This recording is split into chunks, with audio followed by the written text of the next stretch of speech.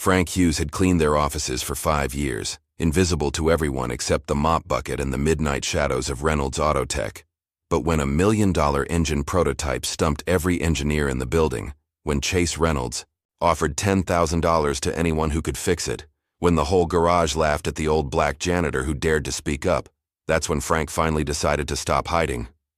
He didn't want the money. He wanted one day in their R&D lab. One day to prove what they'd stolen from him 15 years ago. Chase Reynolds thought he was calling a bluff when he accepted the bet. He had no idea he'd just handed the keys to his father's empire to the same man they'd destroyed, framed, and forgotten. What happened next would expose the deadliest corporate conspiracy in automotive history and prove that sometimes the best person to take out the trash is the one who's been watching where all the bodies are buried. Just before we get back to it, I'd love to know where you're watching from today, and if you're enjoying these stories, make sure you're subscribed, because tomorrow's special episode is one you definitely don't want to miss.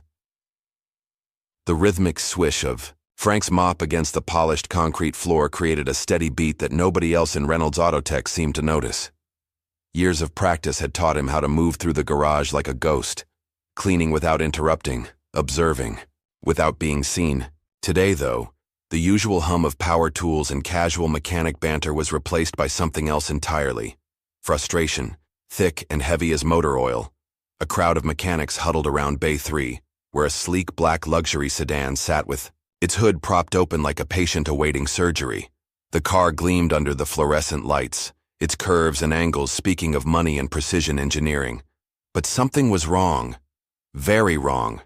I'm telling you, I've never seen anything like this, muttered Steve Mitchell, the shop's senior mechanic, wiping grease from his forehead with the back of his hand. The diagnostics show nothing. Everything checks out fine, but the damn thing won't run properly. Maybe it's the fuel injection system, suggested Tommy Parker, a younger mechanic who'd only been with the shop for 6 months. Could be clogged. Injectors. Steve shook his head. Already checked. Pristine. Like everything else in this engine. Frank continued mopping, drawing closer to the group. His trained ear caught every word, every frustrated sigh. The engine in question was unlike anything he'd seen roll into the shop before. A custom V12 prototype, the kind of engineering marvel that cost more than most people's houses.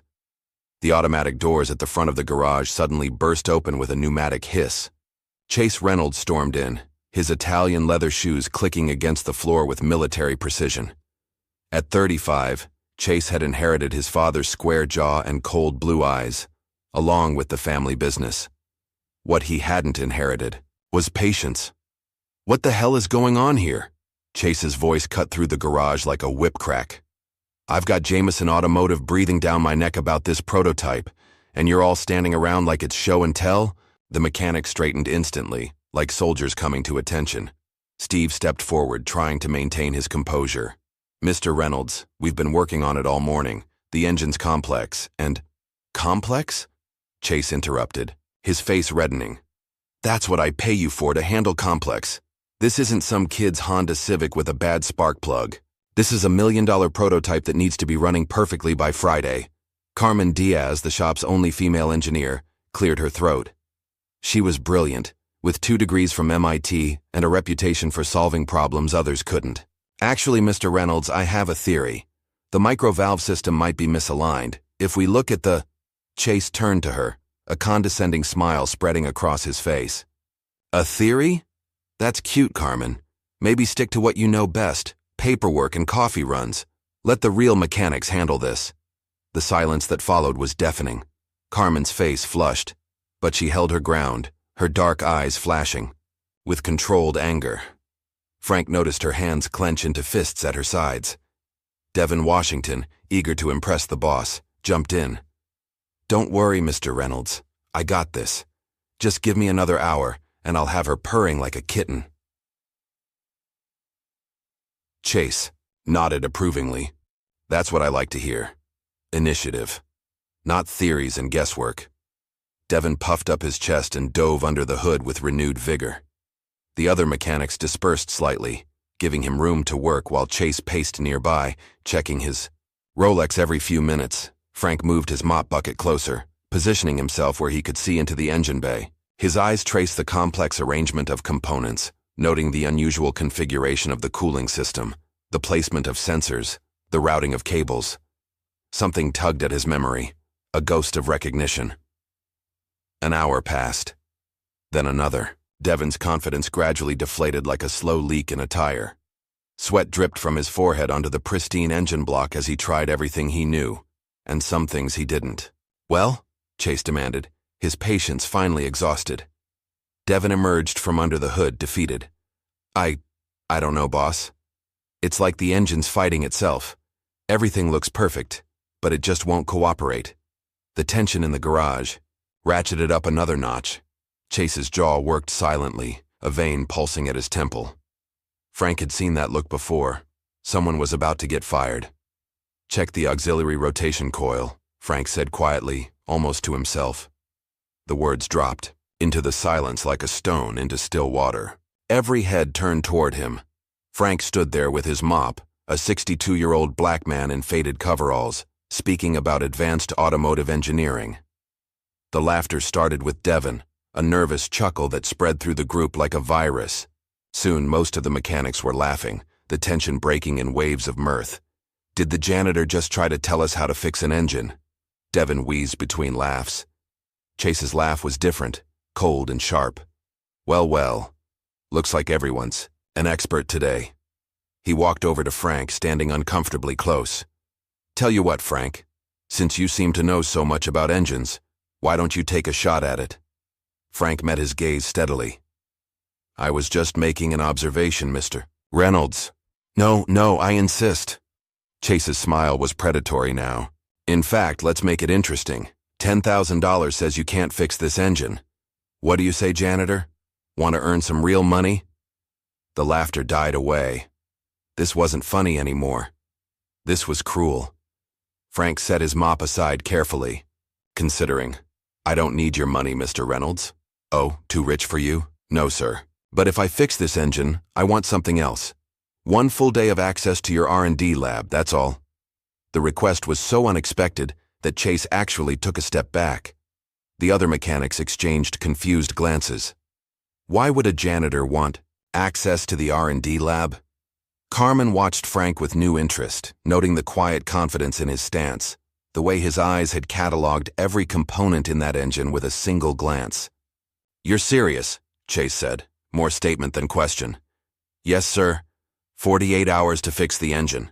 If I succeed, 1 day in the lab. If I fail, I'll work overtime for 6 months, no extra pay." Chase's eyes narrowed, calculating. The humiliation value alone was worth it. When Frank failed, and he would fail, it would serve as a perfect example to keep the rest of the staff in line. "Deal," Chase said, extending his hand. "But let's move it to Bay 6. Don't want you disrupting the real work." Frank shook his hand, his grip firm and calloused. "Bay 6 will be fine." As the engine was wheeled to the forgotten corner of the garage, Carmen lingered behind. "Why are you doing this?" she asked quietly. Frank picked up his mop again. "Sometimes the best way to clean up a mess is to understand what made it in the first place." She watched him walk away, pushing his bucket, seemingly unbothered by the impossible task he'd just accepted. The other mechanics were already making bets on how quickly he'd give up. Frank reached Bay 6 and circled the engine slowly, like a sculptor examining a block of marble. He ran his fingers along the metal surfaces, feeling for imperfections invisible to the eye. Finally, he closed the hood gently and pulled out a battered notebook from his coveralls. "This isn't just an engine," he whispered to himself, opening to a fresh page. His pencil moved across the paper with surprising speed, sketching diagrams and writing equations that would have looked at home in an aerospace engineering lab. The afternoon light slanted through the grimy windows of Bay 6, casting long shadows across the floor. Frank worked in silence, occasionally making notes, sometimes just sitting and staring at the closed hood, as if he could see through the metal. By closing time, most of the mechanics had forgotten about the bet, caught up in their regular work. But Carmen hadn't. She made excuses to walk past Bay 6, watching Frank from the corner of her eye. He never seemed frustrated or overwhelmed. If anything, he looked nostalgic. As the last mechanic punched out for the day, Frank finally opened the hood again. He leaned in close, inhaling the scent of oil and metal, and smiled. A private, knowing smile. "Hello, old friend," he murmured to the engine. "It's been a while, hasn't it?"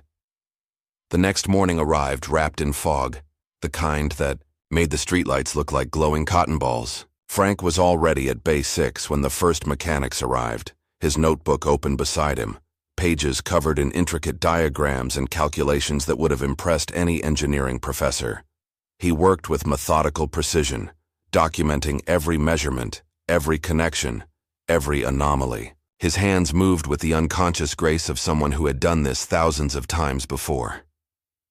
The other mechanics pretended not to watch, but Carmen noticed how they kept finding reasons to walk past Bay 6. As Frank traced a particularly complex wiring pattern, the fluorescent lights above seemed to flicker and shift, dissolving into a memory. 15 years ago, the offices of Nexus Engineering gleamed with the promise of innovation. Frank Hughes, then in his late 40s, stood before a wall of blueprints, his team gathered around him like disciples around a prophet. His suit was crisp, his confidence unshakable. "This is it," he told them, pointing to the revolutionary engine design spread across the drafting table. "This will change everything. 40% more efficient, 60% cleaner emissions, and it'll outlast anything on the market by a decade." His team nodded enthusiastically. They believed in Frank, in his vision. He was the rising star of automotive engineering, the man who could see solutions where others saw only problems. The memory faded as quickly as it had come, leaving Frank staring at a similar engine, in a different time, wearing very different clothes. "Your math was close," he murmured, adjusting a tool Carmen had left on the workbench. "Just needed the right phase offset." Carmen, who had been pretending to work on inventory nearby, looked up sharply. "What did you say?" Frank glanced at her, then back at his work. "The microvalve theory. You were on the right track yesterday. The phase offset in the timing mechanism is off by about 3 degrees. Easy to miss if you don't know what to look for." She abandoned all pretense of working on inventory and walked over. "How could you possibly know that?" "Lucky guess," Frank said. But his eyes didn't meet hers. Carmen studied him more carefully now. The way he held the tools, the confidence in his movements, the technical vocabulary that slipped out when he thought no one was listening. This was not the behavior of a man who had spent his life pushing a mop. Later that afternoon, while Frank was absorbed in his work, Carmen found herself drawn to his notebook. He'd left it open on the workbench while he grabbed a different tool. The pages were filled with elegantly drawn schematics, complex equations, and notes in multiple colors of ink. Her engineering background allowed her to recognize the sophistication of the work, but it was a small note in the margin that caught her eye. Original concept, 2006. Patent pending. Her heart began to race. She flipped back through the pages, finding more dates, more references to patents and prototypes. Then she saw it, a diagram that looked remarkably similar to the V12 prototype Frank was currently working on, but dated 16 years ago, long before Reynolds Autotech had filed their revolutionary design patents. "Find something interesting?" Carmen jumped. Frank stood behind her, holding a torque wrench, his expression unreadable. "I'm sorry, I didn't mean to." "It's okay," Frank said quietly, taking the notebook and closing it gently. "Curiosity is a good trait in an engineer. You're not just a janitor, are you?" Frank's smile was sad. "I am now." Before Carmen could press further, Devin sauntered over, a smirk playing on his lips. "How's the voodoo engineering going, Frank? You commune with the spirit of Henry Ford yet?" "Something like that," Frank replied evenly, turning back to his work. Devin laughed and walked away, but Carmen lingered. That evening, after everyone else had left, she stayed behind, diving into the company's digital archives. She searched through patent histories, design documents, and corporate records, looking for any connection between Frank and the mysterious engine designs. What she found made her blood run cold. Nexus Engineering, acquired by Reynolds Corporation in 2008. Lead engineer, Franklin Hughes. A series of revolutionary patents filed, then mysteriously withdrawn. A scandal involving alleged corporate espionage. Frank's name dragged through the mud, his reputation destroyed. And overseeing the acquisition committee, Charles Reynolds, Chase's father. "You're working late." Carmen spun around in her chair. Frank stood in the doorway of the office, his coveralls replaced with street clothes. "I could say the same about you," she replied, quickly minimizing the windows on her computer. Frank walked in, his eyes taking in the screens before she could hide everything. "Ah, you found it." "Found what?" "The truth, or at least part of it." He sat down heavily in a nearby chair. Charles Reynolds was a brilliant businessman. He knew how to spot talent, how to acquire it, and how to eliminate threats. "You designed that engine, didn't you? The original prototype?" Frank nodded slowly. "Not just that one. A whole series. We were going to revolutionize the industry. Clean, efficient, affordable." But Charles had other ideas. He wanted the designs, not the designer. Especially not a black designer who might get too much credit, too much power. "So they framed you?"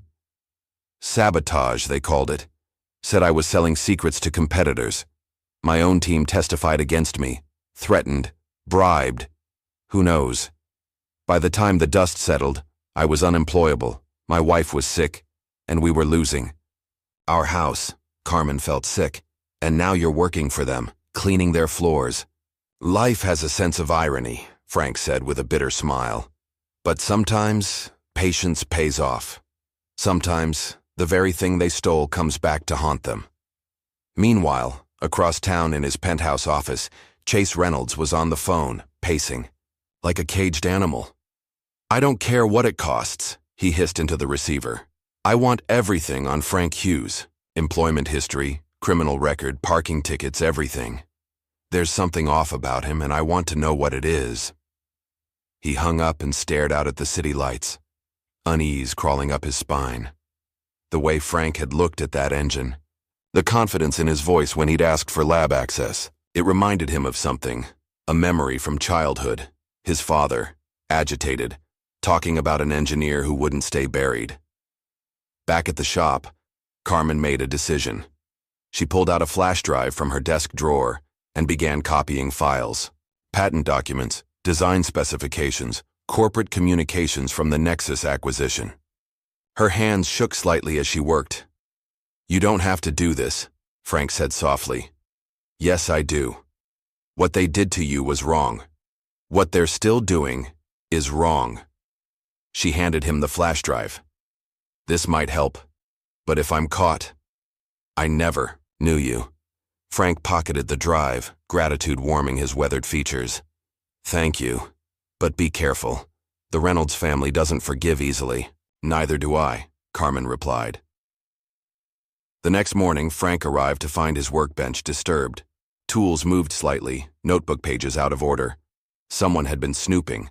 He smiled grimly and continued his work, making sure to keep his most important notes in his head where no one could steal them. By midday, he had made significant progress. The engine was beginning to reveal its secrets, and what he found confirmed his suspicions. This wasn't just a copy of his original design. It was a corrupted version, modified to fail in specific ways, to create dependence on Reynolds Auto Tech for repairs and replacements. "Figured it out yet, Janitor?" Chase's voice cut through the garage. Frank didn't look up from his work. "Getting there, Mr. Reynolds. These things take time." "Time is money, Frank, my money. Don't waste it." After Chase left, Carmen approached. "He's nervous. I've never seen him check on a project this much." "He should be nervous," Frank murmured. Then louder, "Could you hand me that phase meter?" As she passed him the tool, their eyes met. In that moment, Carmen saw not a janitor, but an engineer, a teacher, a man who had lost everything and was finally getting a chance to reclaim a piece of it.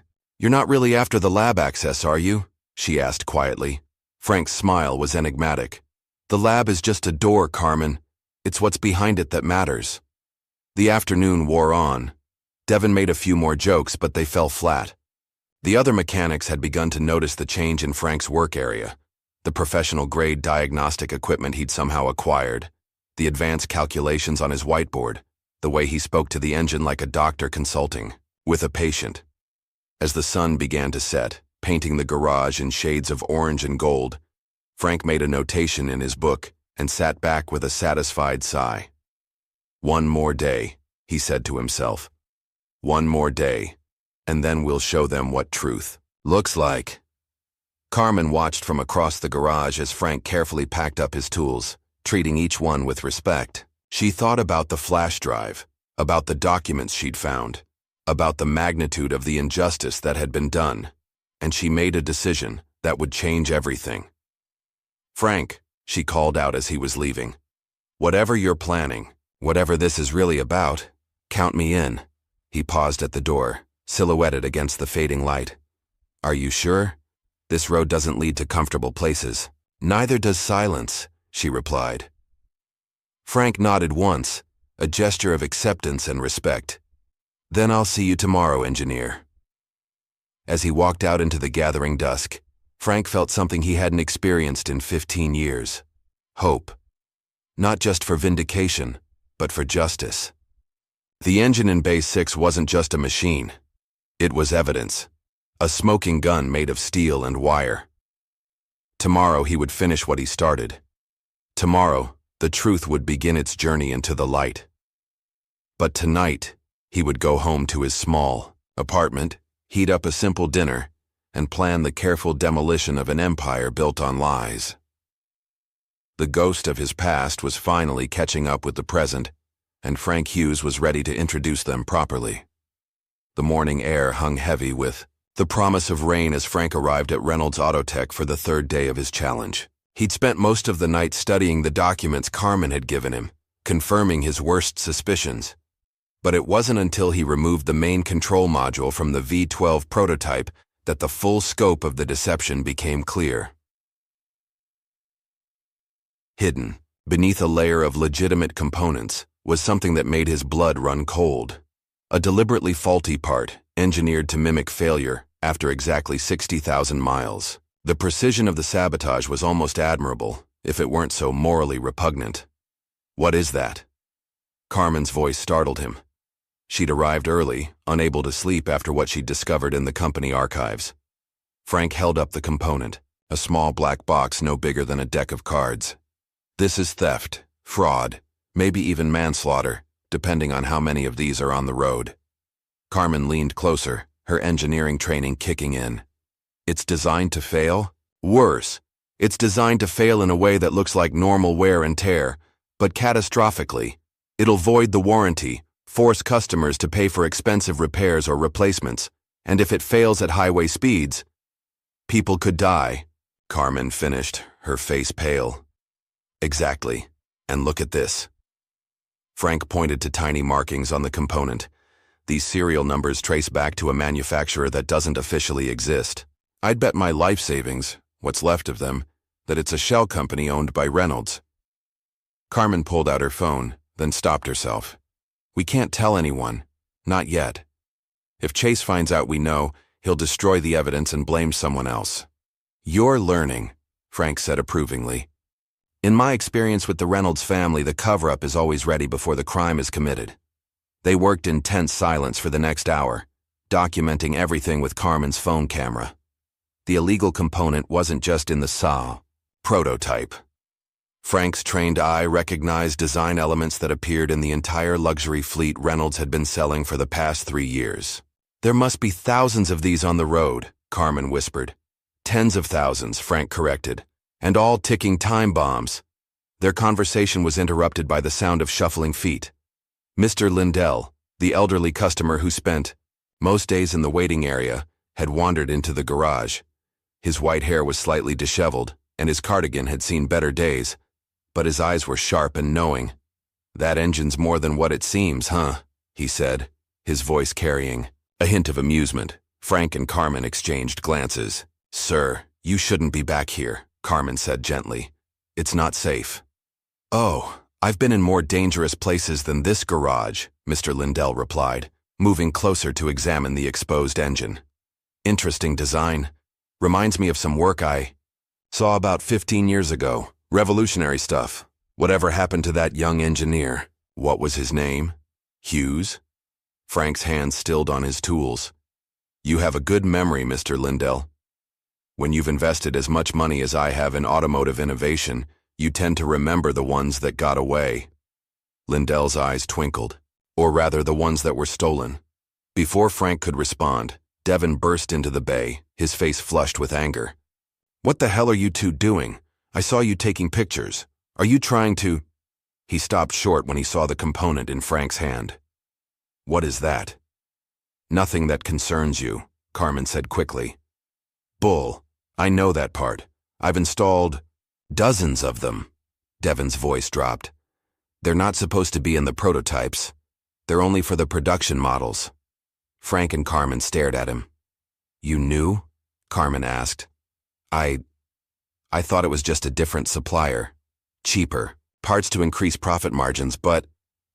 Devin stepped closer, examining the component. His face went ashen. Oh, God. This is what caused Jamie's accident. Jamie? Frank prompted gently. My friend. He was driving one of our cars when the engine just… died. On the freeway. He got rear-ended by a semi. Didn't make it. Devin's hands were shaking. The investigation said it was a freak malfunction. Bad luck. It wasn't bad luck, Frank said quietly. It was murder. The word hung in the air like a death sentence. Devin slumped against the workbench, the reality of what he'd been part of hitting him like a physical blow. We have to stop this, he said finally. We will, Frank assured him. But we need to be smart about it. Carmen, can you access the employee record system? Why? I want to see who's been signing off on these component orders. This goes deeper than just Chase. Carmen nodded and headed for the office area. While she was gone, Frank turned to Devin. I need you to think. Have you noticed anything else unusual? Any other parts that didn't seem right? Devin thought for a moment. There's been talk. Rumors about cars coming back with problems that shouldn't exist. Stuff failing way before it should. But anyone who asks too many questions gets transferred or fired. Or framed, Frank added darkly. Carmen returned 20 minutes later, her laptop under her arm. You were right. The signatures on these orders go back years. And guess whose name appears on the first ones? Charles Reynolds, Frank said without hesitation. Got it in one. But there's more. Chase didn't just inherit the company, he inherited the scheme. His signatures started appearing about 5 years ago. Right after he took over. Mr. Lindell, who had been quietly observing, spoke up. The apple doesn't fall far from the tree, it seems. Who are you exactly? Devin asked. Just an old man with too much money and too much time, Lindell replied cryptically. But perhaps it's time I became something more. Before anyone could ask what he meant, the sound of approaching footsteps sent them all into action. Frank quickly reassembled the engine component while Carmen closed her laptop, and Devin grabbed a random tool to look busy. Chase Reynolds strode into the bay, his expensive shoes clicking against the concrete. His eyes swept over the group, suspicious and cold. Quite the gathering, he said. I wasn't aware engine repair had become a spectator sport. Just explaining some technical details to Devin, Frank said smoothly. He's got a good eye for engineering. Chase's gaze shifted to Mr. Lindell. And our customer is back here because… I got lost looking for the restroom, Lindell said with a disarming smile. These old eyes aren't what they used to be, Chase. Clearly didn't believe him but had bigger concerns. Frank, your time's almost up. Tomorrow's the deadline. The engine will be ready, Frank assured him. It better be. Though I have to admit, I'm curious about something. Chase moved closer, his cologne overwhelming the scent of motor oil. My father once told me about an engineer who thought he could outsmart us. Thought he could use his knowledge against the company that made him. You know what happened to him? No idea, Frank said evenly. He lost everything. His reputation, his career, his family. All because he couldn't accept his place in the world. Chase's smile was predatory. Just something to think about. After Chase left, the group remained silent for a long moment. Finally, Mr. Lindell spoke. That young man has no idea what's coming. Neither do we, Carmen pointed out. We have evidence, but Chase owns the judges, the police, probably half the city council. Then we don't go through official channels, Frank said. At least not at first. Devin, how many cars have this component? Every luxury model built in the last 3 years, maybe 20,000 units.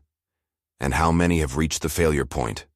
Hard to say, maybe a few hundred so far, but it's accelerating. Frank nodded grimly. Then we have work to do. That evening, after the shop had closed, the 4 conspirators met at Frank's apartment. The small space was neat but sparse, with engineering textbooks lining one wall and framed patents on another, reminders of a life interrupted. They spread their evidence across the kitchen table: photographs, documents, component analyses, and a growing list of accidents that might not have been accidents at all. We need more than this, Carmen said. We need to show the pattern, prove it's deliberate. Frank nodded and pulled out a worn photo album. He flipped through pages of a younger man in a suit, accepting awards, shaking hands with industry leaders. Then he stopped at a photo of himself with a beautiful woman, both smiling at the camera. Marlene, he said softly. My wife. She died 3 years after we lost everything. Couldn't afford the treatment she needed. The room fell silent. Finally, Lindell spoke. I knew Marlene. She consulted on one of my projects years ago. Brilliant woman. Frank looked up, surprised. You knew her? I know many things, Mr. Hughes, including the fact that you were onto something revolutionary before the Reynolds family destroyed you. I've been waiting 15 years for this moment. What moment? Devin asked. The moment when the truth finally has enough allies to defeat a lie. Frank closed the album and stood up. Tomorrow I'll finish repairing the engine, but tonight we plan. We need to get this information to people who can't be bought or intimidated. The internet, Carmen suggested. We could create an anonymous whistleblower account. Too easy. To discredit, Lindell said. We need something more dramatic, more undeniable. Like what? Frank smiled for the first time since they'd started this conversation. Like proving that a janitor can build a better engine than their entire engineering department combined. The next morning, Frank arrived at work to find chaos. His careful workspace in Bay 6 had been destroyed. Tools scattered, diagnostic equipment smashed, his precious notebook missing. Someone had taken a crowbar to his workbench, leaving deep gouges in the metal surface. What happened?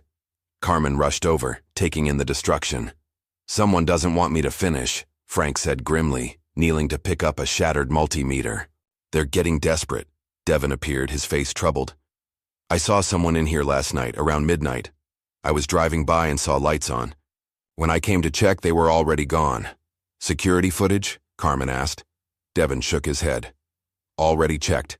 The cameras were mysteriously offline from 11 p.m. to 1 a.m.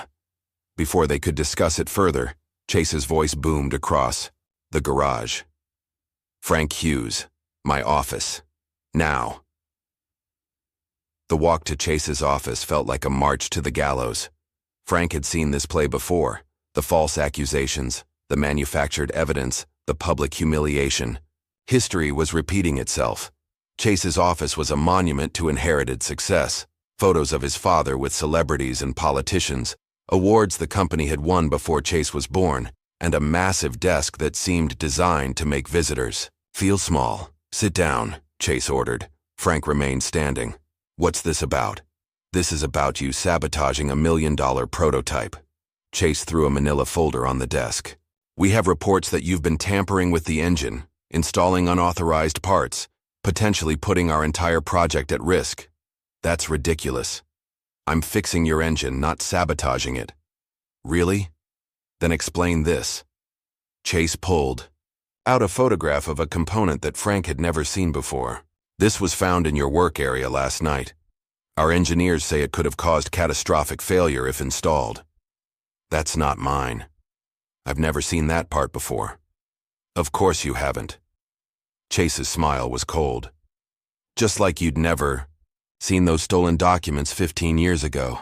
Just like you weren't selling trade secrets to our competitors. Frank felt his chest tighten.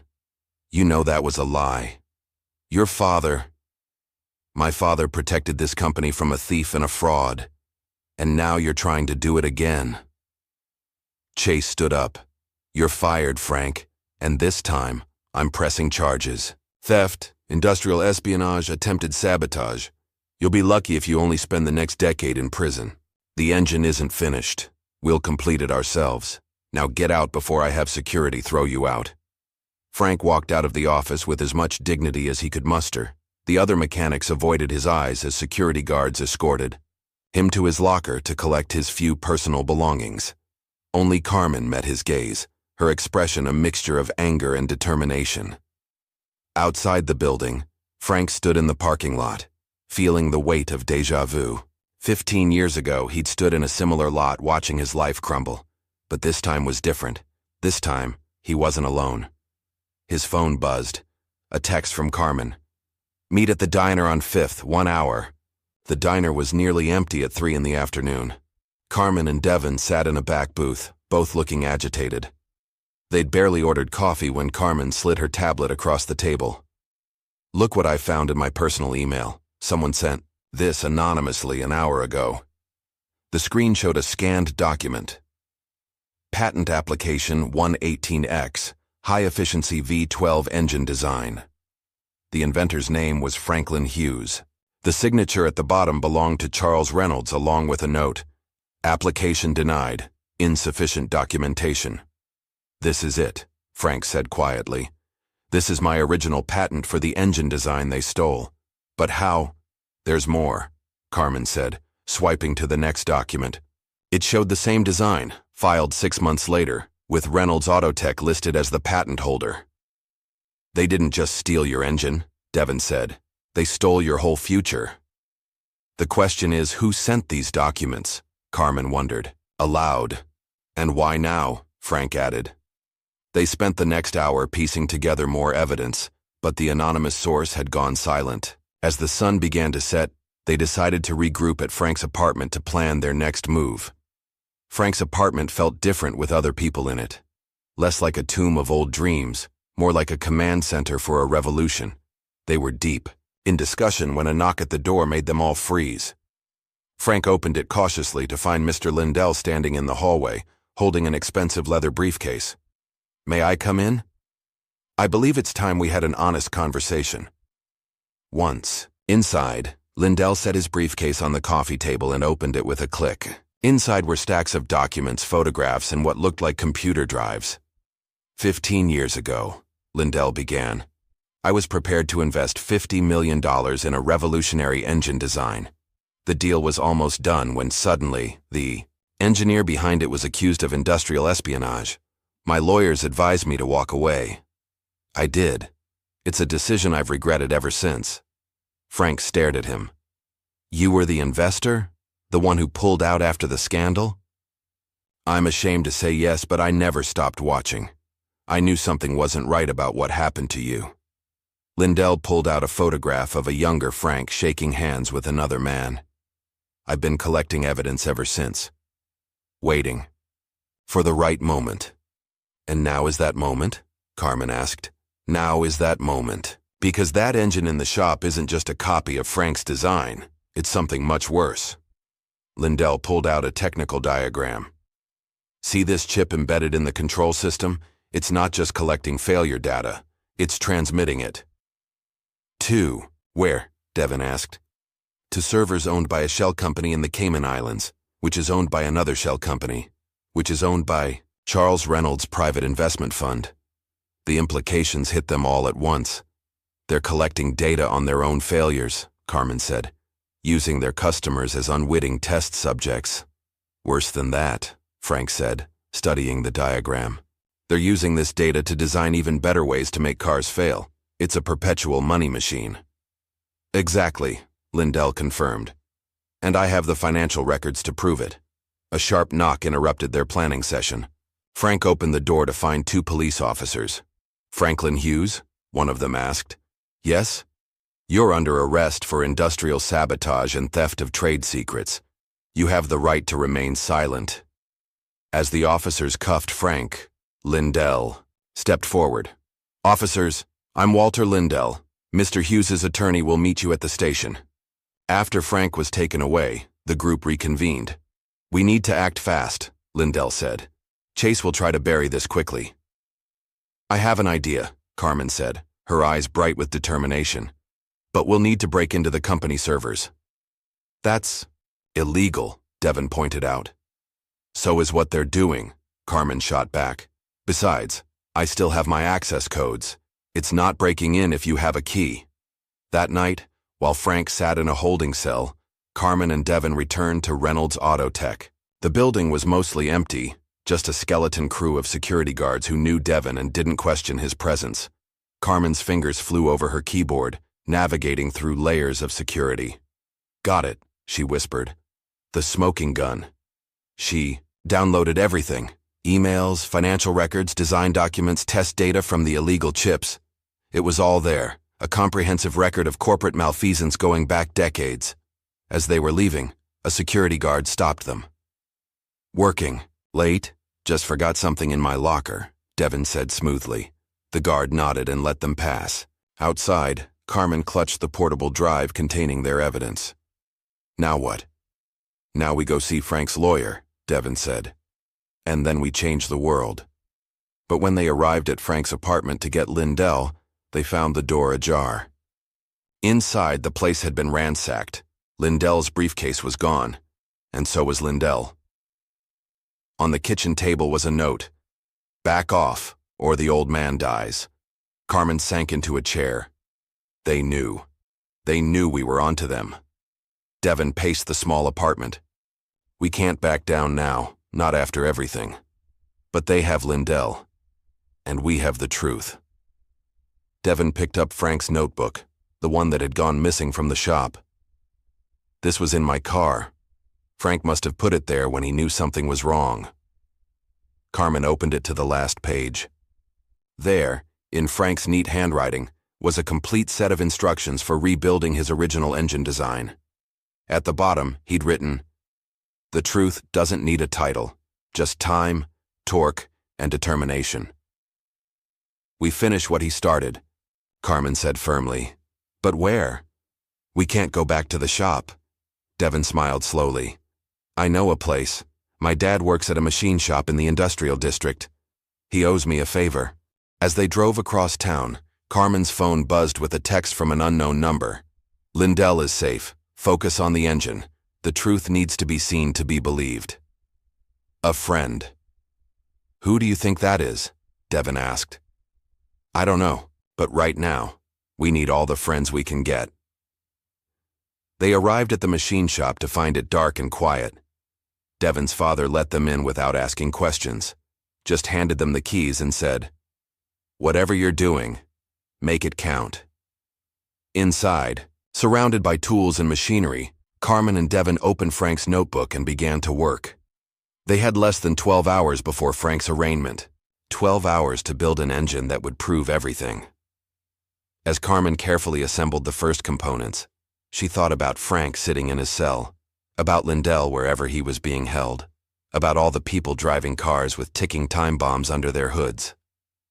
We're going to do this, she said aloud. Devon nodded, adjusting a precision tool. For Frank, for Jamie, for everyone they've hurt.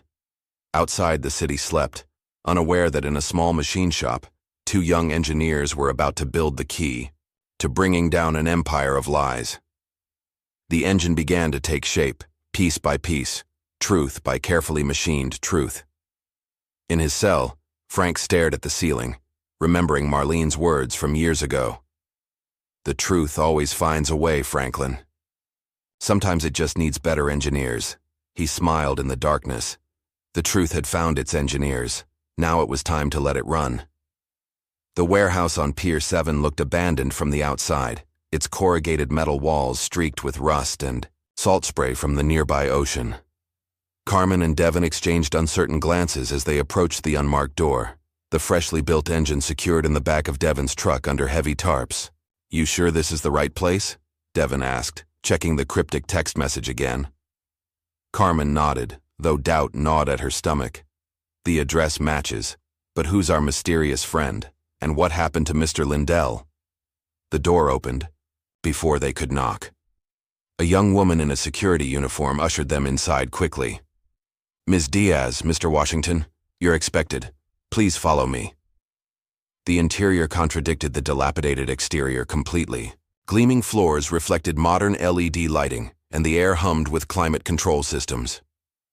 They passed through a series of security checkpoints before entering a vast open space that took their breath away. State-of-the-art equipment lined the walls: 3D printers, CNC machines, advanced diagnostic computers, and testing rigs that belonged in a Formula One facility. In the center of it all stood Walter Lindell, very much alive and unharmed, wearing a pristine lab coat over his usual cardigan. "Good morning," he said cheerfully, as if they were meeting for coffee. "I trust you've been productive?" "But the note said you were kidnapped," Carmen stammered, her mind struggling to process the scene. "A necessary deception. Chase's people were watching every move. I needed them to think they had leverage while I activated this facility." Lindell gestured around the warehouse with obvious pride. "Welcome to Plan B. I've been preparing this place for 15 years, hoping I'd never need it. But here we are." Devon wheeled in their precious cargo. "You knew this would happen?" I suspected. "The Reynolds family's capacity for greed is matched only by their paranoia. When Frank showed up at their shop, I knew it was time." Lindell walked to a bank of computer monitors. "This warehouse is completely off the grid. Private satellite internet, independent power generation, and most importantly, complete privacy from Reynolds' reach." "What about Frank?" Carmen asked urgently. "He's still in jail." "Not for long. My legal team is working on bail as we speak, but we need to move fast. Chase is already spinning the media narrative. Disgruntled ex-employee attempts sabotage. The morning shows are eating it up." Carmen pulled out the hard drive containing their digital evidence. "We have everything: financial records, internal emails, proof of the illegal components, the data collection scheme. But who's going to believe us over Reynolds Auto Tech?" "They'll believe their own eyes," Lindell said with a mysterious smile. He pressed a button, and a massive screen descended from the ceiling. "We're going to give them a show they can't ignore. The truth, presented with such clarity that even Chase's best lawyers can't twist it." Over the next several hours, they developed their strategy. Carmen worked on organizing the digital evidence while Devon began creating comparison videos between Frank's clean engine and Reynolds' corrupted version. Lindell made discreet phone calls to media contacts, engineering forums, and consumer advocacy groups. "I've created an anonymous account called Truth Torque," Carmen announced, her fingers flying over the keyboard. "The evidence is already uploading to multiple secure servers in different countries. Even if they find one, they can't stop them all." "Excellent," Lindell nodded approvingly. "Now we need to prove that Frank's design is superior, not just ethically, but technically. The engineering community needs to see the data." They spent the afternoon running comprehensive tests on Frank's engine, documenting every measurement with multiple cameras and independent monitoring equipment. The results were staggering. Frank's original design was 43% more efficient, produced 62% fewer emissions, and showed durability projections that exceeded the Reynolds version by decades. As evening approached, Carmen's phone rang with a blocked number. "Frank's out on bail," she announced after a brief conversation. "He'll be here in 20 minutes. When Frank arrived, escorted by 2 of Lindell's security team, he stopped short at the sight of his engine sitting on the advanced test bench. His weathered hands reached out, trembling slightly, to touch the smooth metal surface he'd designed so many years ago. "You built it," he whispered, his voice thick with emotion. "We built it," Carmen corrected gently. "Your design, our hands. Every specification exactly as you wrote it." Frank circled the engine slowly, checking every connection, every bolt, every wire. His trained eye cataloged details others would miss: the precise angles of the intake manifolds, the elegant routing of the coolant system, the harmonious integration of components that spoke of thoughtful design rather than corporate cost-cutting. "It's perfect," he finally said, tears threatening to spill. "After all these years, seeing it real, breathing life." "It's more than perfect," Lindell interrupted, his voice serious now. It's evidence. Tomorrow, the world will see what you created and what they corrupted. That night, they refined their presentation strategy. News of the anonymous Truth Torque account had already begun spreading through engineering forums and automotive social media. The leaked documents were being analyzed by armchair experts and professional engineers alike. "Look at this," Devon said, showing his phone screen. "People are already sharing stories about their Reynolds cars failing mysteriously. The hashtag, Truth and Torque, is trending in 12 countries." Carmen smiled grimly. Chase must be having a very bad night. As if summoned by his name, her phone buzzed with an incoming call from a blocked number. She answered on speaker. "Ms. Diaz." Chase's voice was cold steel wrapped in silk. "I'm disappointed. I thought you were smarter than this." "Smart enough to see through your lies," she replied evenly. "You're destroying your career. No one in this industry will hire you after this stunt. You'll be radioactive, untouchable. There won't be much of an industry left after people see what you've done."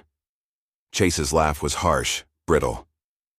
"You think you can bring down Reynolds Auto Tech with some doctored documents and a publicity stunt? We have the best lawyers money can buy, the best PR team in the business. By tomorrow afternoon, you'll all be discredited as conspiracy theorists and disgruntled former employees." "We'll see about that," Carmen said, and ended the call. Frank had been listening quietly, his expression thoughtful. "He's scared," he observed. "Good. Fear makes people sloppy." Lindell pulled out a leather folder. "Speaking of scared, I received this an hour ago." He showed them an emergency injunction filing. "Reynolds is trying to prevent us from releasing any more information. They're claiming trade secret violations, industrial espionage, the works." "Can they do that?" Devon asked anxiously. "They can try, but my lawyers are better. And it's hard to claim trade secrets when the secrets were stolen in the first place." Lindell's smile was sharp. "I've been preparing for this day for 15 years. They'll find I'm not easily intimidated." As midnight approached, they finalized their plan. Tomorrow morning at 9 sharp, they would hold a public demonstration. Lindell had arranged for independent engineers, respected journalists, and even a few professional racing drivers to attend. They would show the world two engines side by side, Frank's original design and Reynolds' corrupted version. "Get some rest," Lindell advised. "Tomorrow changes everything." But sleep proved elusive. Carmen found herself reviewing the evidence, again creating multiple backups, cross-referencing every claim. Devon was on social media, reaching out to every mechanic he knew, spreading word about tomorrow's demonstration. And Frank sat with his engine, making microscopic adjustments, lost in the work he'd been denied for 15 years. At 3 in the morning, Carmen received another threatening text. "Last chance. Walk away now or we'll destroy all of you. Your families, your futures, everything you care about." She showed it to Frank, who smiled grimly. "They threatened me 15 years ago, destroyed my career, my reputation, took everything I'd built. They think they can do it again. Can they?" Frank looked at his engine, gleaming under the warehouse lights like a metal sculpture of truth itself. "Not this time. This time, we have proof they can't erase, witnesses they can't silence, and a story the world wants to hear." As dawn painted the sky pink and gold, cars began arriving at the warehouse. Independent engineers from prestigious universities, automotive journalists from major publications, even several Reynolds employees who'd always suspected something was wrong. They set up cameras, prepared testing equipment, calibrated measurement devices with scientific precision. At precisely 9 o'clock, Frank stepped forward to address the growing crowd. The morning light caught the silver in his hair, the dignity in his bearing that no amount of humiliation could erase. 15 years ago, I designed an engine that could have changed the automotive industry. It was clean, efficient, and built to last. That engine was stolen from me, corrupted, turned into a tool for profit over safety, greed over integrity. He gestured to the two engines on display. "Today, you'll see the truth with your own eyes." They ran the tests side by side, every measurement projected on the massive screen for all to see. Frank's engine purred like a contented cat, its emissions, readings barely registering on the sensitive equipment. The Reynolds engine, the one they'd removed from the luxury prototype, ran rough, its performance obviously hampered by the illegal components designed to fail. A murmur ran through the crowd as the comparative data appeared on the screen. The difference wasn't just clear, it was staggering. Engineers pulled out calculators, double-checking the numbers, shaking their heads in disbelief. Then Carmen stepped forward with her laptop. "But performance isn't the only issue," she announced, her voice carrying clearly through the warehouse. She began showing the leaked documents, the evidence of deliberate sabotage, the data collection scheme, the web of shell companies designed to hide the truth. The crowd's murmur turned to outrage. Phones came out, cameras flashed, live streams began. Within minutes, Chakra Truth and Torque was trending worldwide. Every major automotive forum exploded with discussions of the revelations. By noon, the first news vans arrived. By 2 o'clock, Reynolds Autotech stock was in freefall. By 3, former employees were coming forward with their own stories of cover-ups, intimidation, and forced silence. And through it all, Frank stood by his engine, answering questions with the patience of a teacher, explaining his design to anyone who would listen, finally getting to tell his story to people who wanted to hear it. The next morning brought a process server to Frank's modest apartment. The thick stack of legal documents felt heavy in his hands as he read through them. Reynolds Autotech was suing him for industrial espionage, theft of trade secrets, defamation, and a dozen other charges that would be laughable if they weren't so dangerous. The irony of being accused of stealing his own designs wasn't lost on him. "They're trying to bury us in legal fees," Lindell explained when Frank called him. "It's a classic tactic. Throw everything at the wall, hope something sticks, drain our resources. But don't worry. I've already assembled a legal team that makes their lawyers look like first-year law students." But Chase wasn't content with just legal warfare. That afternoon, a coordinated media blitz began. Stories appeared simultaneously in several major newspapers. The Truth About Frank Hughes, A History of Deception. The articles painted Frank as a disgruntled former employee with a documented criminal past, including arrests for theft, fraud, and industrial espionage. These charges were fabricated 15 years ago, Frank told Carmen and Devin when they gathered at the warehouse. "Part of the original frame-up, but they stayed on my record because I couldn't afford to fight them." "We need to counter this narrative," Carmen said, pacing angrily. "The public was on our side yesterday. We can't let Chase control the story." Her phone rang. The caller ID showed Dr. Elizabeth Morrison, her former engineering professor from MIT. "Carmen? I just saw the news about Frank Hughes. That man is no criminal. I cited his unpublished work in my advanced propulsion class for years. His theoretical frameworks were revolutionary." "Would you be willing to go on record saying that?" Carmen asked, hope rising in her chest. "Absolutely. In fact, I still have copies of his original research papers. He shared them at an academic conference before Reynolds buried him. They're time-stamped, peer-reviewed, irrefutable proof of his innovations." Carmen felt a surge of hope. "Thank you, Professor. This means everything." Meanwhile, Devin was having a difficult conversation with his father. They sat in the older man's kitchen, the same kitchen where Devin had grown up dreaming of becoming an engineer like his dad. "I knew something was wrong at the sub-factory," his father admitted, staring into his coffee with haunted eyes. "The parts we were making, they didn't match the specifications we were given. But when I asked questions, my supervisor offered me a raise to keep quiet. We needed the money. Your mother was sick, you were starting college." "It's okay, Dad," Devin said, reaching across the table to grip his father's hand. "But now we have a chance to make it right." His father nodded slowly, years of guilt visible in the lines of his face. "What do you need from me?" "The truth. On record.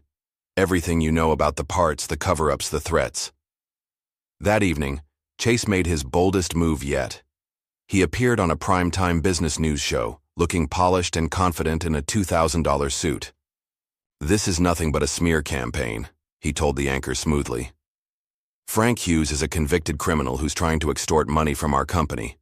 These so-called documents are obvious forgeries. The engine demonstration was staged. We, Have experts who will testify that the whole thing was an elaborate hoax. But even as he spoke, something extraordinary was happening online. The Truth Torque account had released a new batch of documents, including security footage from 15 years ago, showing Charles Reynolds meeting privately with the judge who had presided over Frank's original case. The timestamp showed the meeting occurred 3 days before Frank's surprise arrest. Independent auto journalists began acquiring Reynolds' cars, finding the illegal components exactly where Frank said they would be.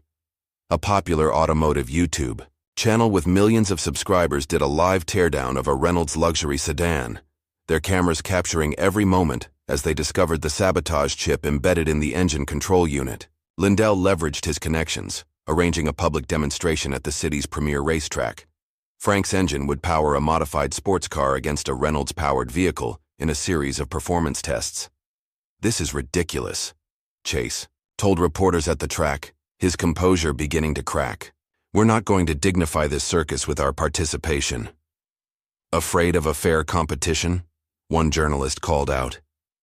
Chase's face reddened, but before he could respond, one of his own test drivers stepped forward, Maria Rodriguez, a veteran driver who'd been with the company for 20 years. "I'll drive," she said firmly. "Let's see what these engines can really do. The truth deserves a fair test." The race was no contest.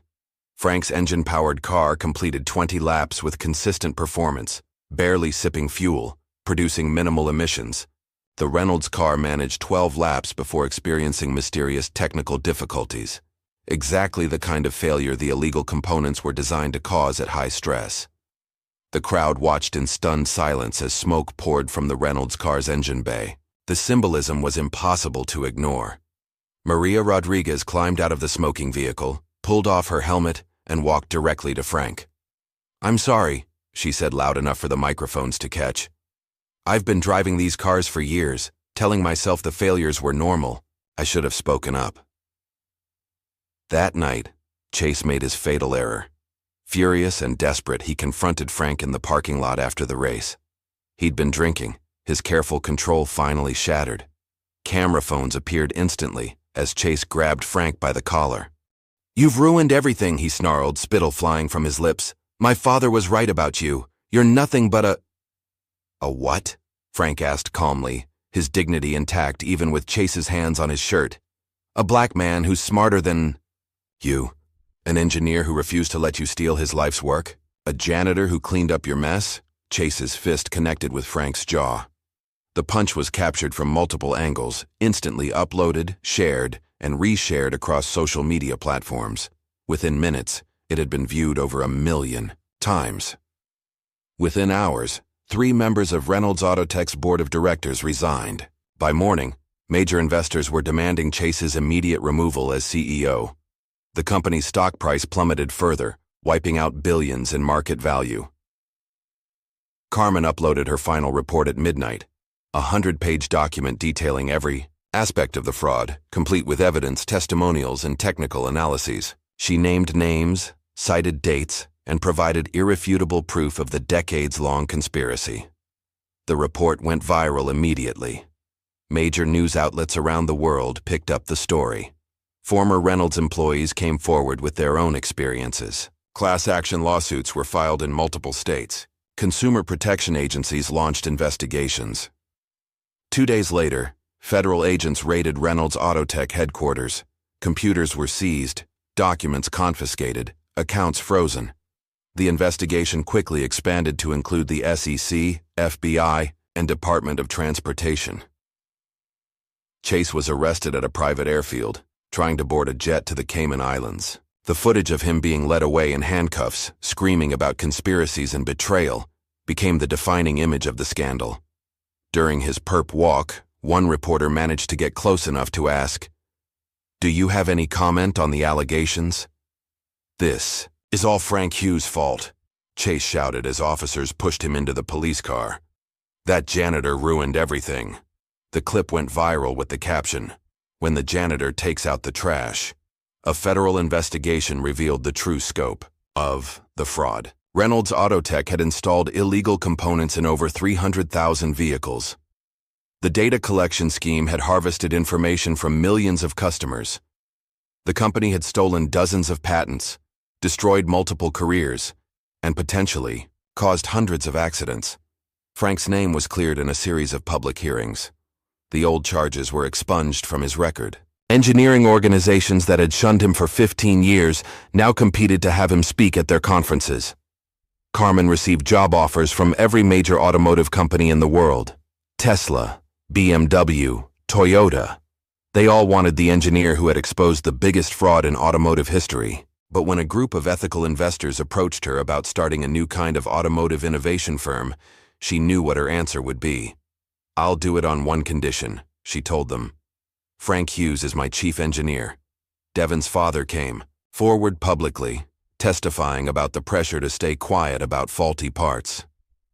His emotional testimony led to investigations at dozens of Reynolds sub-factories. Father and son worked together to establish a non-profit organization dedicated to protecting whistleblowers in the automotive industry. Walter Lindell called a press conference at the warehouse that had served as their base of operations. Standing beside Frank's engine, now polished and displayed like the work of art it was, he announced the creation of the Marlene Hughes Engineering Innovation Center.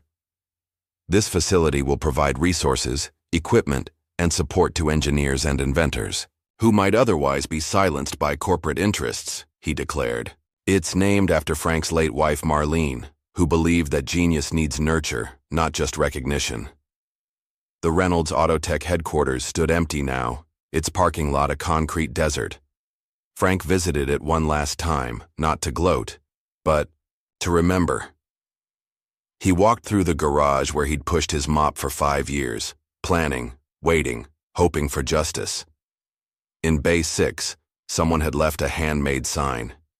"This is where the truth began." Frank smiled and walked away, leaving the ghosts behind.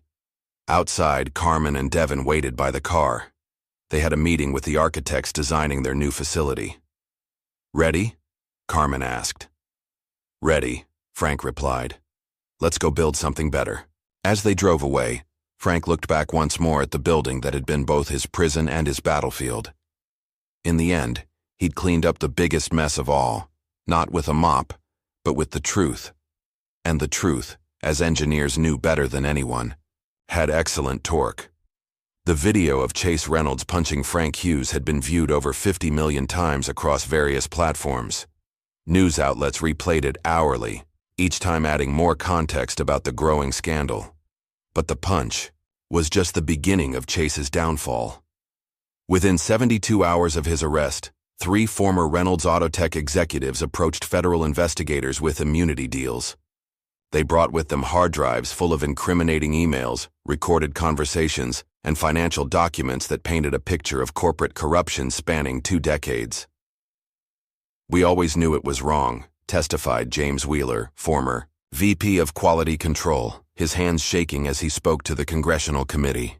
"But Charles Reynolds, and later his son Chase, made it clear that our families would be destroyed if we talked. They had private investigators following our children to school. They knew which nursing home my mother lived in. They owned judges, police chiefs, even state senators." The testimony was explosive. Wheeler revealed how the illegal components were manufactured in a secret facility in Mexico, smuggled across the border in shipments marked as agricultural equipment, and installed in vehicles during the final assembly stage. Only a handful of executives knew the full scope of the operation. As Wheeler spoke, Carmen sat in the gallery taking notes. Beside her, Devon's father, Malcolm Washington, waited for his turn to testify. His hands were clasped tightly in his lap, knuckles white with tension. "You okay, Mr. Washington?" Carmen whispered. "I should have spoken up years ago," he replied, his voice heavy with regret. "All those people who died in accidents, their blood is on my hands too. You're speaking up now. That's what matters." When Malcolm took the stand, his testimony provided the human element that turned public opinion from mere outrage to genuine fury. He spoke about his friend who died when his Reynolds sedan mysteriously lost power on the highway. About the single mother down the street whose car caught fire in her driveway, nearly trapping her children inside. About the countless workers who knew something was wrong but were too afraid to speak. They didn't just steal from Frank Hughes, Malcolm said, his voice growing stronger. They stole from all of us. Our safety, our trust, our dignity. They turned us into accomplices in our own exploitation. Meanwhile, Walter Lindell had been busy with media appearances of his own. On a popular morning show, he revealed the full extent of his involvement with Frank's original designs. 15 years ago, I was prepared to invest $50 million in Frank Hughes's revolutionary engine technology, Lindell explained to the host. The initial tests were remarkable. We were looking at a transformation of the entire automotive industry, cleaner, more efficient, more reliable engines that could have saved millions of tons of carbon emissions. What happened? The host asked. Charles Reynolds happened. He couldn't stand the idea of a black engineer revolutionizing the industry. He didn't just want Frank's designs, he wanted to ensure Frank would never be a threat to Reynolds's dominance. So he orchestrated one of the most comprehensive character assassinations I've ever seen.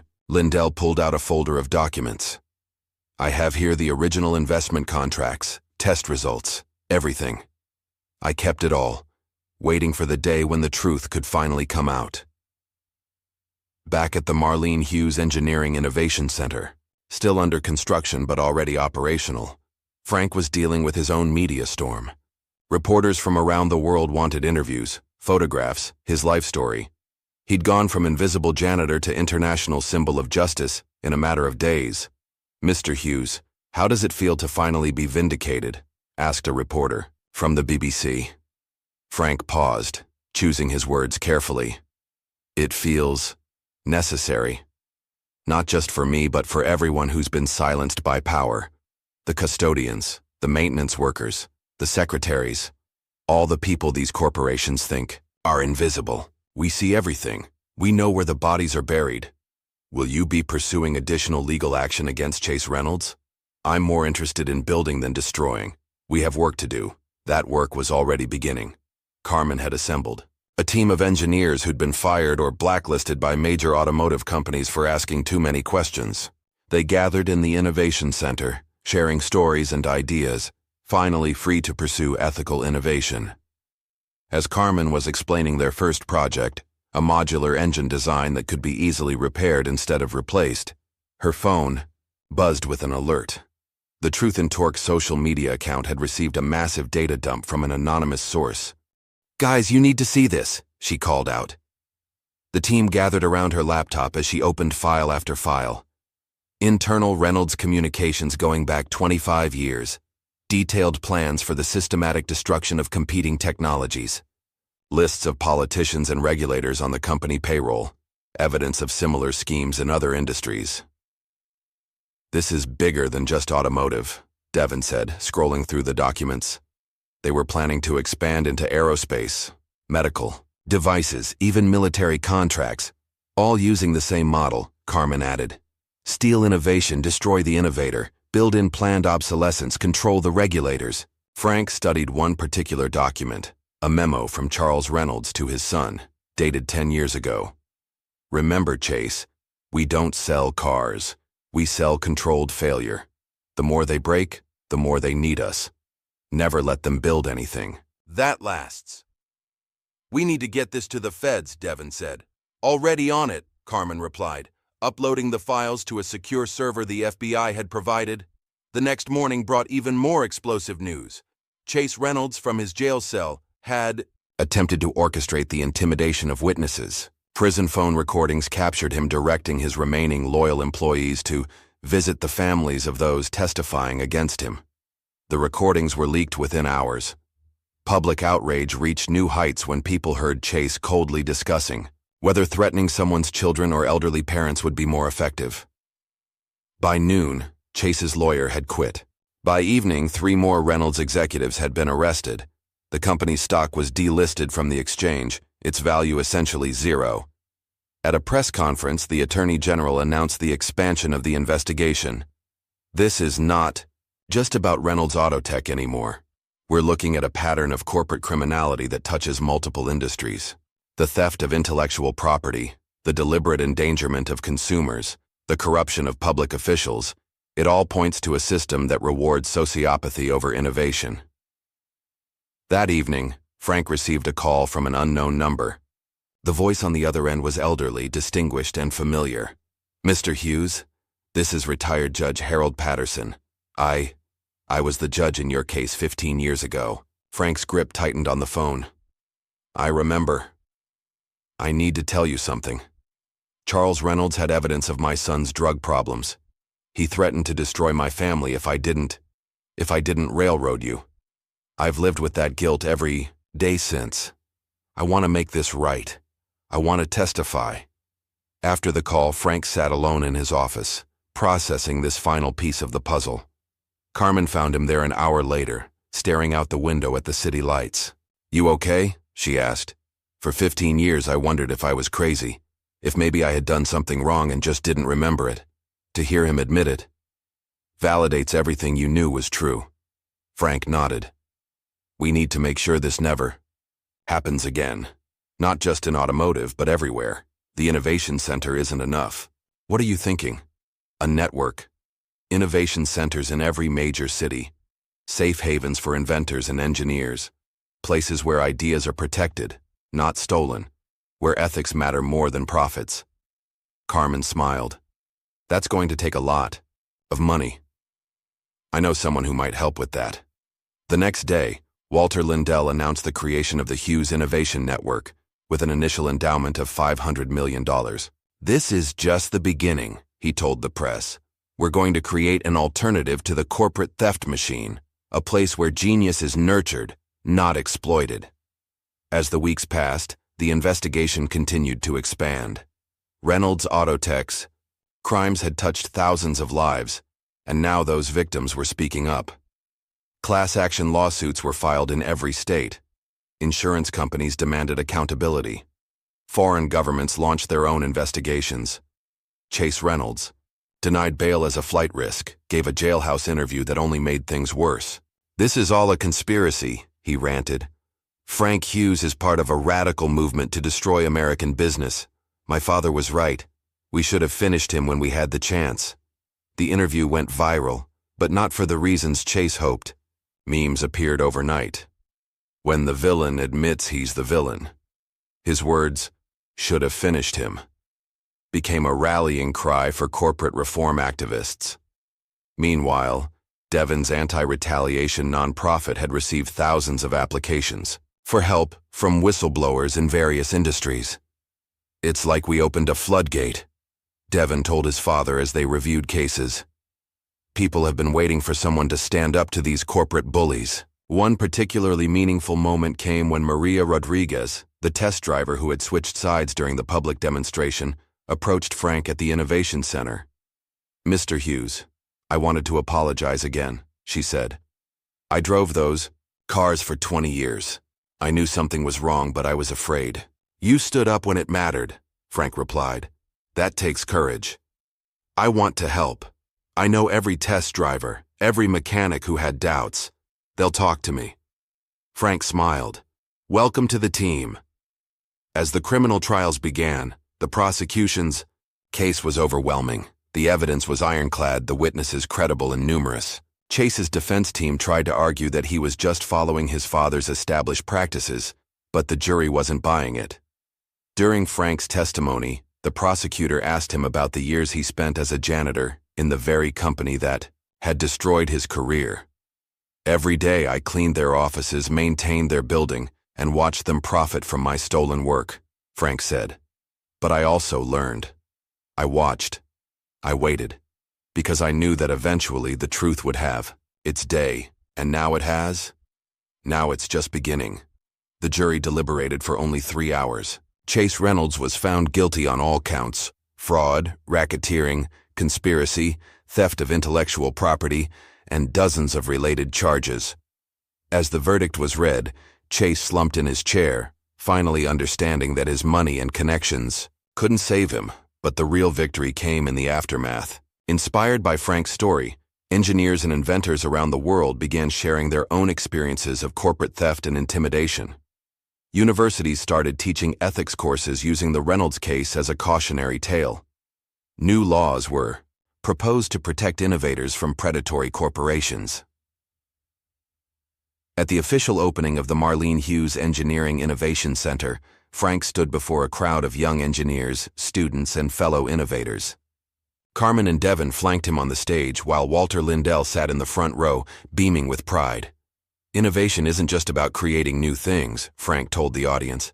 It's about creating a new way of doing things, a way that values people over profits, truth over power, integrity over expediency. He paused, looking out at the eager faces before him. For 15 years, I pushed a mop in the very building where my dreams were stolen. Some might see that as defeat. I saw it as preparation. Every floor I cleaned, every trash can I emptied. I was learning patience, learning to see what others overlooked, learning that dignity isn't in your title but in your character. The applause was thunderous, but Frank raised his hand for quiet. This center isn't named after me. It's named after my wife, Marlene, who never lost faith even when I did. She used to say, "Frank, genius doesn't need a title, just time, truth, and torque." She was right. And now it's our turn to make sure the next generation of innovators has all three. As the ceremony concluded, a young black girl, no more than 12, approached Frank. She held a notebook clutched to her chest, her eyes bright with excitement. "Mr. Hughes, I'm Jasmine. I want to be an engineer like you." Frank knelt down to her level. "You already are an engineer, Jasmine. You just need to keep asking questions, keep exploring, keep building." "But what if someone tries to steal my ideas?" Frank smiled. "That's why we built this place, so you'll never have to hide your light, so you can shine as bright as you want." As Jasmine walked away, Carmen touched Frank's shoulder. "Ready for the next chapter?" Frank stood, his eyes scanning the room full of possibility. "I've been ready for 15 years. The sun was setting over the city as they walked out of the Innovation Center. In the distance, the abandoned Reynolds Autotech building stood dark and empty, a monument to greed's inevitable failure. But here, in this new space, lights were coming on, machines were humming, and dreams were taking shape. Frank Hughes had spent years cleaning up other people's messes. Now finally he was free to make something new, something better, something that would last. The janitor had taken out the trash. Now it was time for the engineer to build the future. 1 year after Chase Reynolds was sentenced to 35 years in federal prison, the automotive industry had transformed beyond recognition. The Reynolds Reckoning, as historians would later call it, had triggered the most comprehensive corporate reform movement in American history. On a crisp spring morning, Carmen Diaz stood at the podium of the National Engineering Ethics Conference, addressing an audience of over 3,000 professionals from around the world. Behind her, a massive screen displayed the logo of the Hughes Innovation Network, now operating in 23 cities across 6 continents. "Everything I know about ethical engineering began with a janitor who refused to let thieves win," Carmen opened her keynote address. Her voice carried clearly through the convention center, commanding attention. "Frank Hughes taught me that innovation without integrity is just clever theft. That genius without ethics is merely sophisticated predation." In the front row, Frank sat quietly, uncomfortable with the attention, but proud of what Carmen had become. Beside him, Walter Lindell scribbled notes for his upcoming book about the Reynolds scandal and its aftermath. Carmen continued her speech, outlining the network's achievements.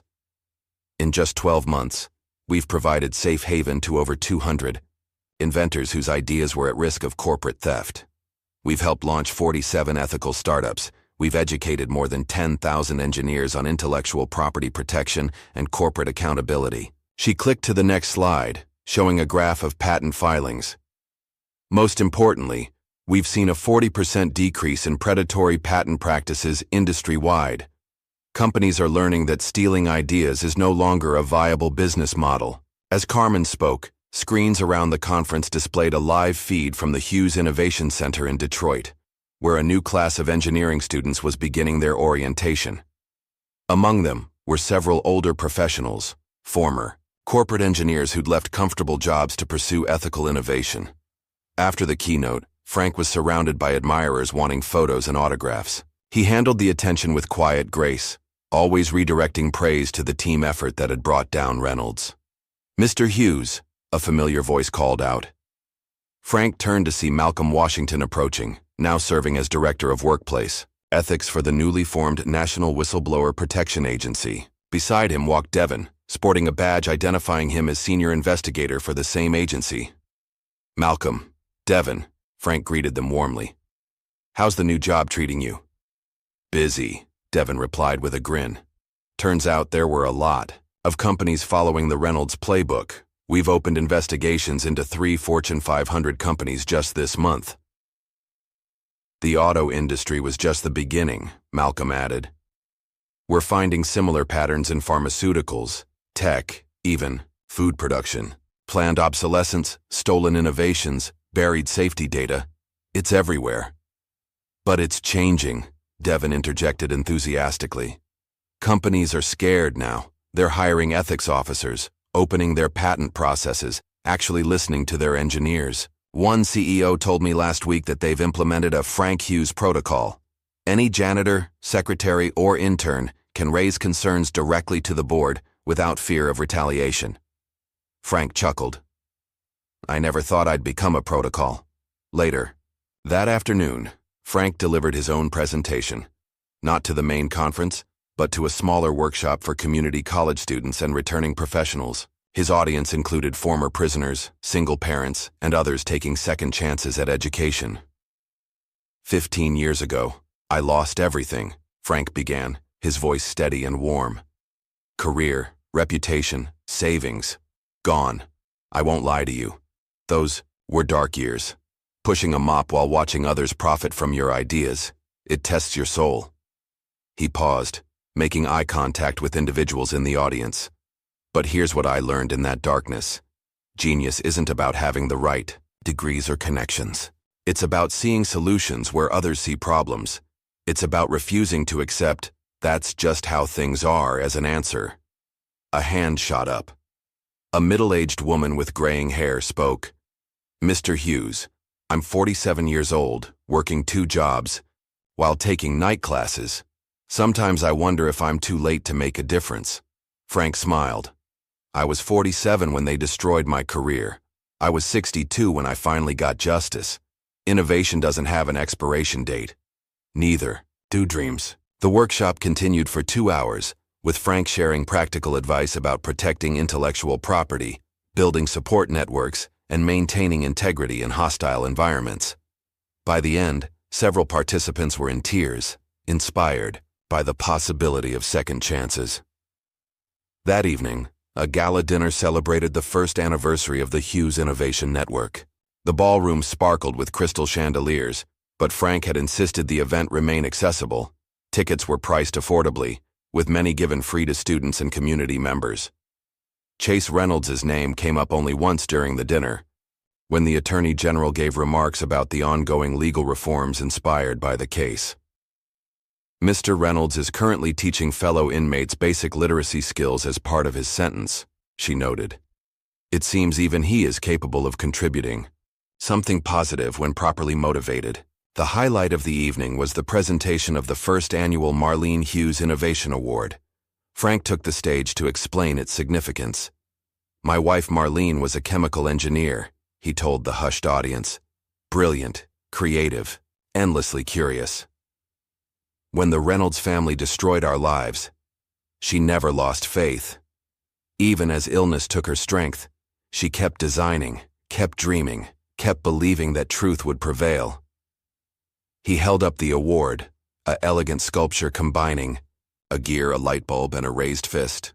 "This award goes to innovators who embody her spirit, who create not just for profit, but for progress, who stand up for what's right, even when it costs everything." The first recipient was Dr. Amira Patel, a young engineer who'd exposed safety violations in medical device manufacturing, facing deportation threats before the Hughes Network provided legal support. Her acceptance speech brought the room to its feet. "6 months ago, I was terrified," she said, clutching the award. "Today, I'm fearless, because I know I'm not alone. We're not alone. The janitors, the whistleblowers, the truth tellers. We're an army now." As the gala wound down, Frank stepped outside for fresh air. Carmen found him on the terrace, looking out at the city skyline.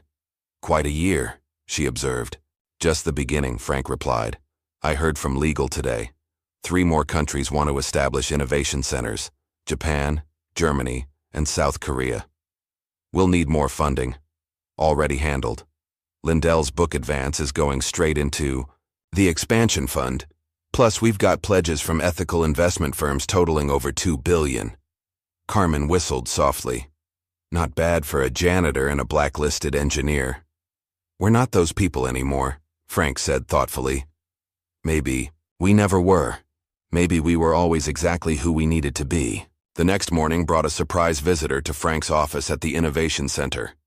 Maria Rodriguez, the former Reynolds test driver, arrived with a teenage girl who bore a striking resemblance to her. "Mr. Hughes, this is my daughter Elena," Maria said. "She has something to show you." Elena, clearly nervous, pulled out a tablet and showed Frank detailed schematics for a new type of electric motor. "I've been working on this for 2 years," she explained. "It's 30% more efficient than anything currently available." Frank studied the designs carefully, asking technical questions that Elena answered with growing confidence. After 20 minutes, he looked up at Maria. "You know we'll protect this, right? Document everything, file the patents properly, make sure she gets credit." Maria's eyes glistened. "That's why we're here. I don't want her to go through what you did." "She won't," Frank assured them. "None of them will. Not anymore." After they left, Frank made a call to the patent office. Within hours, Elena's preliminary documentation was filed and protected. The Hughes Network's legal team would handle the rest. As the sun set on the Innovation Center, Frank performed his evening rounds, a habit from his janitorial days he couldn't shake. He checked windows, tested doors, made sure equipment was properly shut down. In the main workshop, he found a group of young engineers still at work, debugging code for an open-source diagnostic tool that would help independent mechanics identify fraudulent parts. "Don't stay too late," he called out. "Just like you used to, right, Mr. H?" One of them shot back with a grin. Frank laughed. "Learn from my mistakes. Balance matters too." Walking back to his office, Frank passed the memorial wall, photos and stories of inventors whose ideas had been stolen, careers destroyed by corporate predators. At the center hung a portrait of Marlene, her smile radiant and knowing. Beside her picture, someone had recently added a plaque with her words, "Genius doesn't need a title, just time, truth, and torque." Frank touched the plaque gently, then continued to his office where tomorrow's challenges waited. There were still battles to fight, still systems to change, still dreams to protect. But tonight, for just a moment, he allowed himself to feel something he hadn't experienced in 15 years: peace. Not the peace of surrender, but the peace of purpose fulfilled. The janitor had become the guardian. The victim had become the protector. The silenced had become the voice for others. In laboratories across the city, young engineers worked late, secure in the knowledge that their innovations were safe. In boardrooms, executives thought twice before stealing ideas, knowing the consequences had teeth. In schools, children learned that integrity and innovation went hand in hand. And in a small office overlooking it all, Frank Hughes prepared for tomorrow's work, knowing that the mess he'd spent 15 years cleaning had finally been swept away for good. The truth, as it turned out, had excellent torque indeed. As midnight approached, Frank's computer chimed with a message from a young inventor and soul. "Mr. Hughes, I need help. My employer is trying to claim my hydrogen fuel cell design. I found your contact through the network. Can you help me?" Frank smiled and began typing his response. "Yes, I can help. Here's what we're going to do." The future was calling, and Frank Hughes was ready to answer. What hidden talents are being overlooked in your own life, and whose genius might you be dismissing simply because of their title or position? If this story of justice and redemption moved you, hit that like button and subscribe for more powerful tales of underdogs who changed everything.